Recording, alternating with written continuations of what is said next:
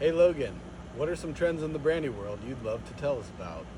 What's up, Distilling West? Thank you guys for having me on. I love the conversation we had about U.S. brandy and cognac. One of the biggest trends I'm seeing right now that I love in U.S. brandy is different cask finishes in cognac, just due to the history and restraints. It has to be put in a French oak barrel, but U.S. brandy obviously does not have to do that. So you see all these cool different finishes in beer barrels, bourbon barrels, whiskey barrels, scotch, you name it. And I just love seeing the creativeness. So that's one trend that I love seeing right now.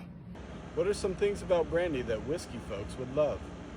One thing that whiskey bourbon lovers would love about brandy, I believe, especially coming from someone who loves bourbon, who loves whiskey, is the diversity.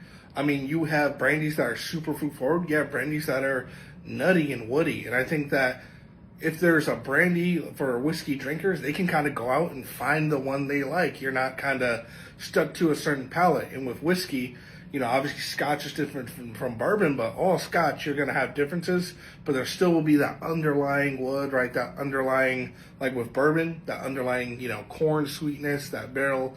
With Scotch, some of those more fruity notes or peatiness. So that's kind of the crazy thing about brandy. It's like you can get crazy, right? You can have obviously different cask finishes, but you can have one that's super fruity, one that literally tastes like wood. So I think it's the diversity for me. Well, it was super fun talking to you, Logan, Mr. Perks of Cognac, and I really appreciate you coming on the episode of Distilling the West. I hope everyone checks it out.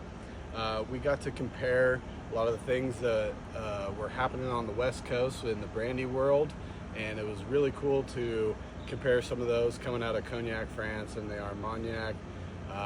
Cheers to you. I hope everyone checks out Perks of Cognac. Logan, you got a lot of great content over there. And check out our episode on Spotify, Apple Podcasts. We hope you check it out. Distilling the West. Cheers, everyone. Cheers to you at Distilling the West. I just want to say thank you again for having me on. Such a great conversation. I learned so much about some of the Western distilleries that are doing amazing things in the brandy world, like Oregon, California.